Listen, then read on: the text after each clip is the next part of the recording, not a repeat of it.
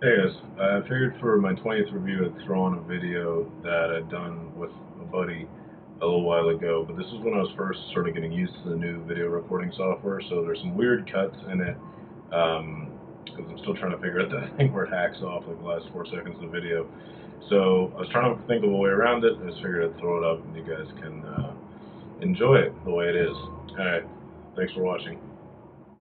Welcome to Canadian Beer Journal. My name is Kevin. This is my buddy Andrew. How's it going? He was one of the people that really sort of whipped my ass into doing this project in the first place, the whole beer project. So he's going to be helping me out with a project that I've wanted to do for a while, and that is comparing barrel-aged and oak-aged products to their more basic counterparts. So you're seeing a lot of oak-aged and barrel-aged products coming into the LCBO. I would say pretty much every craft brewery at this point has an oak-aged product. And quick terminology thing, when we're talking about oak aged versus barrel aged, oak aged is any beer that's aged on oak. You can have it on oak chips, which to me is fine. Like, I don't see that as cheating. Some people see it as different. Barrel aging is actually putting it in a barrel, like say an ex-wine barrel, an ex-bourbon barrel, or just a virgin oak barrel. So that's obviously a little bit more pricey because you have to buy the actual barrel, potentially from a distillery or a vineyard, and store it the entire time that it's there. And you can't sell the beer, obviously. But supposedly more flavorful. Yeah, theoretically. So why do brewers oak age? I mean, in the past it was done because they had no other way of storing beer. Now it's a flavoring agent. So as I see it, the potential advantages of oak aging a product are you can increase its complexity, because even oak alone will add certain flavors to a beer. Usually vanilla, maybe a little bit of spice in there. If done well, it can just add flavors to a beer.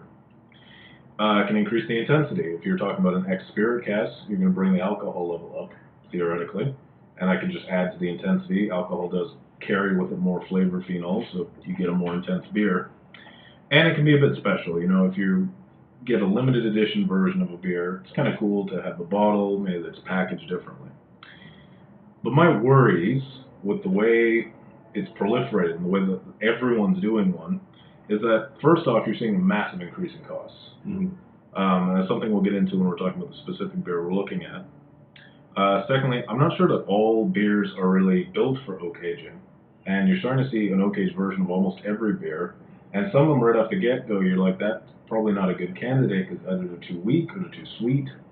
So instead of the initial idea of it being special and more flavorful, it's almost a niche that every Tom, Dick, and Harry has to do this in order to keep up with the Joneses, but not necessarily it creates a better beer. Yeah, in my opinion, like I've had a couple of, quite frankly, bum-aged beers, and finally there's a lack of standardization, in my opinion, when it comes to these products, because you can say bourbon barrel aged, you can say wine aged, if you put it the beer in the barrel that night and then took it out the next morning. It's technically been bourbon aged. When you talk about a whiskey has had to be in an oak cask for 2 to 3 years.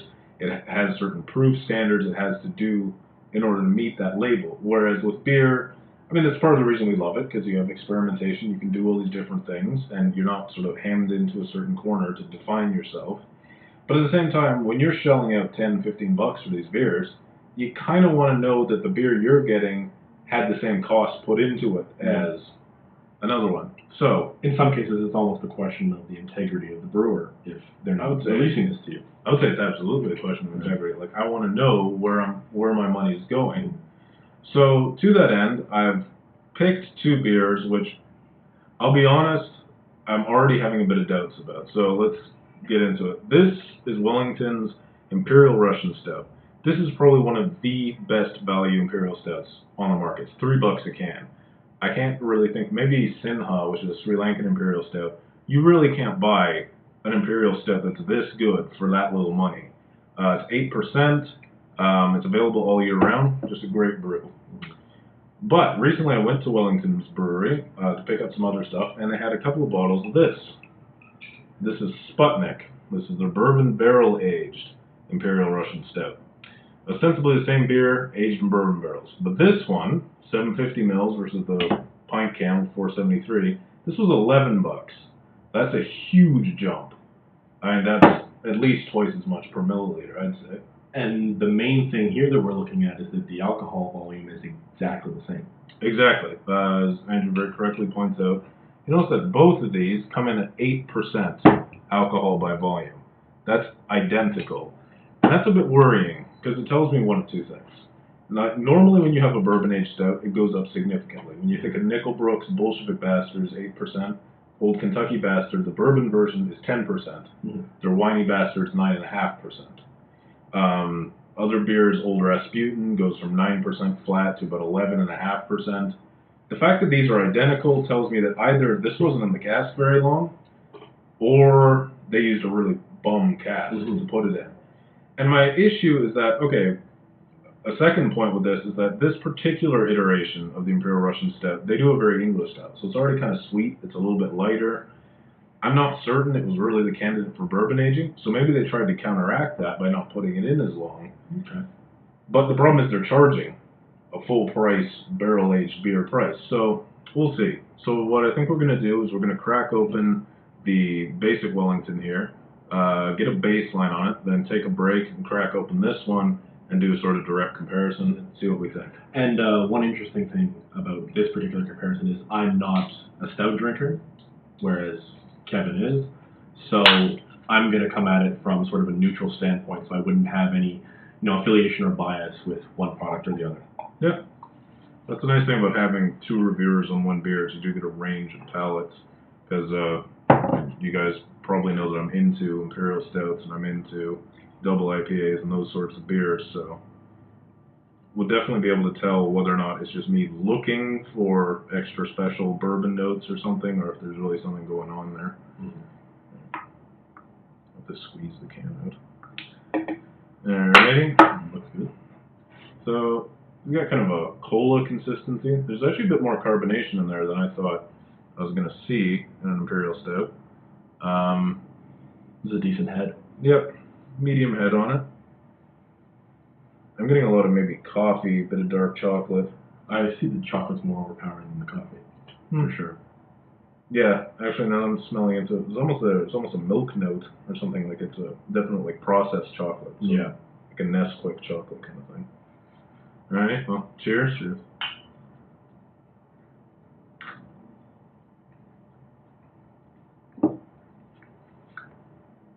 All right, so I'd say medium viscosity. Yeah, not too bad. But you get the little bit of hint of chocolate right off the bat. Chocolate, and I'm getting maybe a bit of dark fruit right at the finish, like maybe a fig. Yeah, no, definitely like a dried fig. It's but it doesn't wait until you go down. It's immediate. It really hits you right away. But it's not overpowering. No. How are you finding the booze level on this? For 8, I'm surprised it's as light as it feels. It doesn't hit you that hard. It doesn't taste as boozy as other large stouts. So yeah, like you wouldn't probably be able to convince me that this is a 4% beer, but if you told me it's 5.5, yeah, I'd buy that. Yeah. So as I expected, I have had this particular beer before. As usual, very, very, very good job.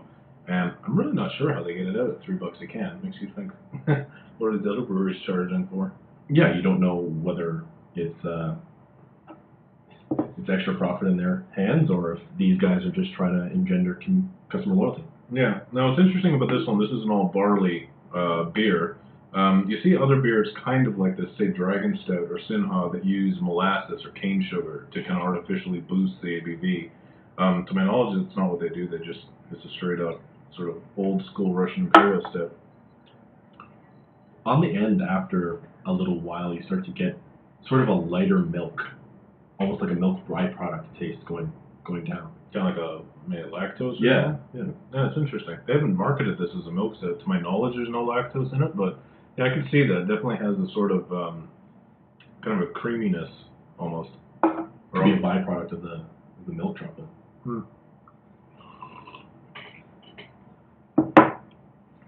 And fairly low carbonation. So, I don't know, I'm pretty much out of notes on this one. Do you have anything else? No, it seems fairly basic, a decent stout. I mean, it's redrinkable in my mind, that I'm not a stout drinker, I'm not a big drinker, so. Alrighty, so we'll probably spend a couple more minutes just finishing this off and get a good baseline. So when we come back, we'll crack open the Sputnik, the special one-off $11 monster, and we'll see if we've gotten at least a difference. I mean, I'd be happy enough if there's a significant difference in the two beers, not even necessarily an improvement, but... Welcome back. So we finished up the basic Imperial Stout. We've got a couple of notes on it just to compare to this one. So Andrew helped me figure out that there's actually no dating on this one. I mean, there is the vintage 2014 on that side there. I mean, that is to do with the fact that it's a one-off. I did have to go to the brewery to get it, so it's not like it's going through the LCBO with no date, which does irk me with some beers. Like, if you're going to put something into the LCBO, you should date it. I'll give them a pass on this one because it was a one-off. You can figure out pretty quick on the website. They can tell you when they brewed it at the brewery. Yeah, but you still want to know for the general consumer, when was this made, when is it best by, let me know. Yeah, I mean, I guess if they can do it everywhere else, you'd think it's not too hard, especially, again, not to bring it, that's not the only factor for this, but given the price of this, you think you could put a proper date on it. A little bit. Anyhow, so we're going to crack this one open, and we're just hoping to see mainly if there's a difference, like if the bourbon aging has actually done something, because with the strength being identical, I don't know. I won't say I'm skeptical that there'll be any difference, but I'm skeptical that you're going to get the kind of difference that's worth that much money. And if it does taste different, well then, how did they manage to limit the alcohol? Well, right off the bat, I'll tell you, it looks flatter. It does. If you can see, the consistency of the head is about a third of the other one. It's less creamy. But it does look about equally carbonated. At least I'm getting the same number of kind of bubbles in mine. So it flattened out pretty quickly. Yeah. It has to do with the beer being in a glass container. I'm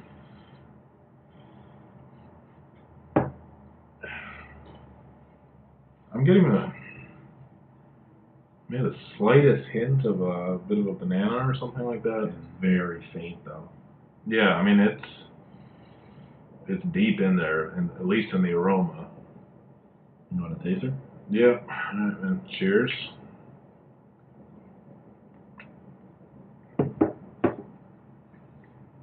Well, I'll say this: I can taste the bourbon. Yeah, definitely. On the palate, you're getting a bit of that stickiness up front.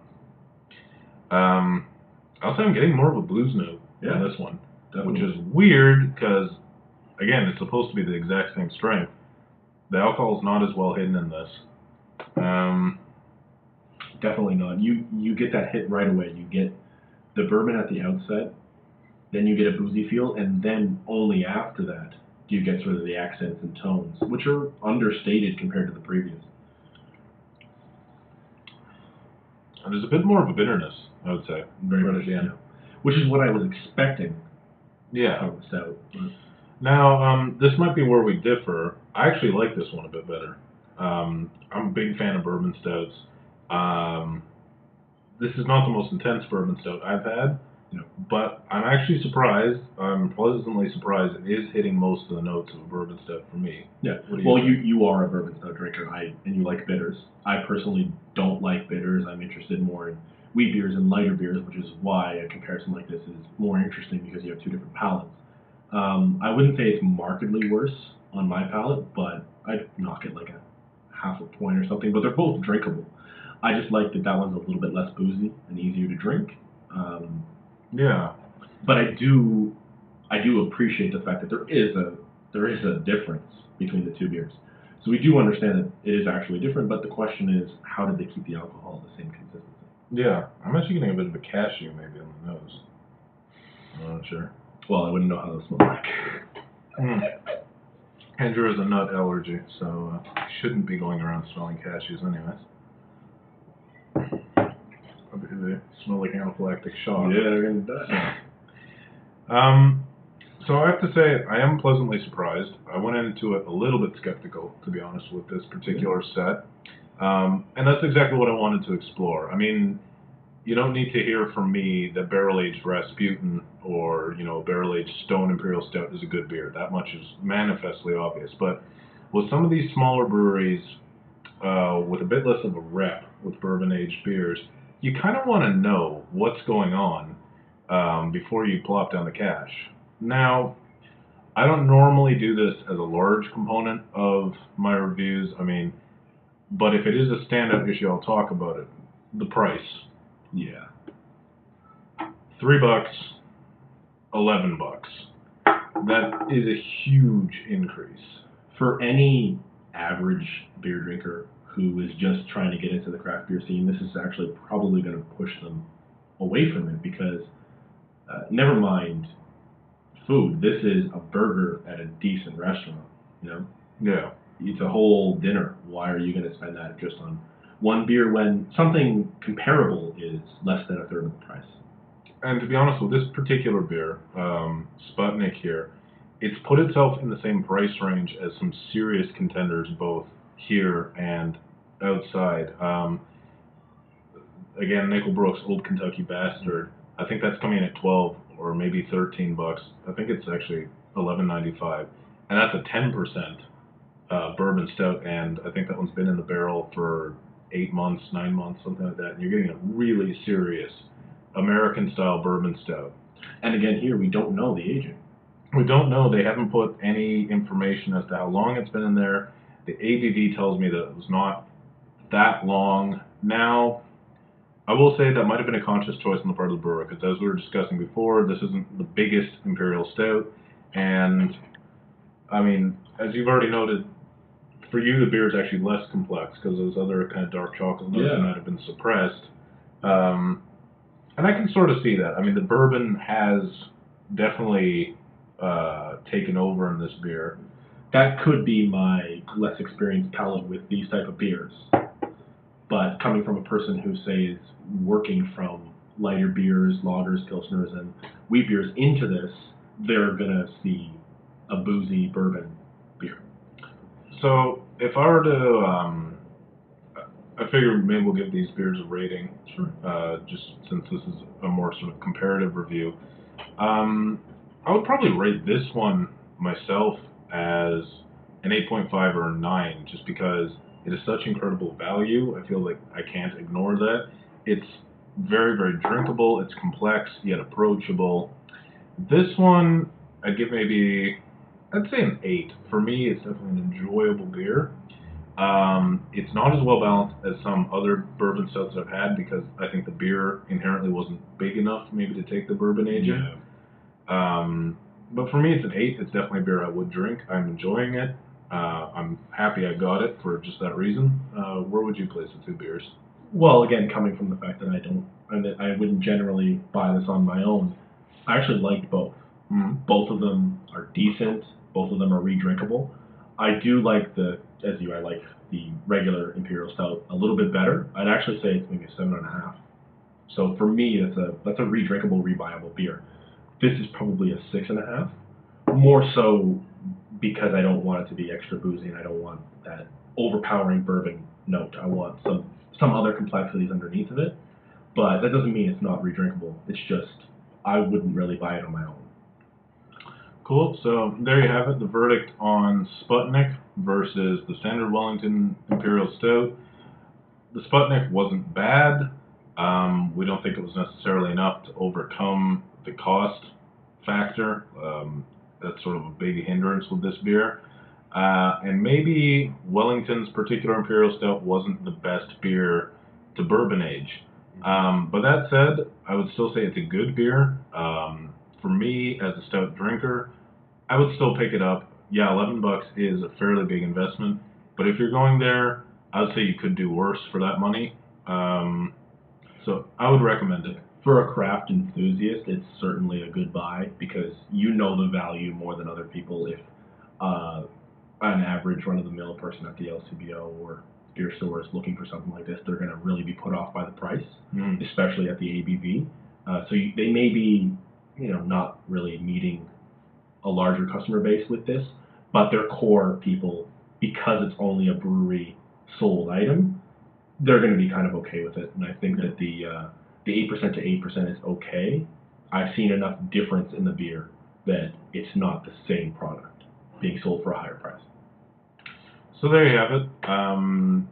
maybe not the best barrel age to standard beer comparison in terms of, you know, how much of an impact the bourbon aging has had on the particular beer, but definitely an interesting start. Hopefully you'll come back. Maybe we can do some more of these. Yeah, sure. It was good. Yeah. So Bad fun.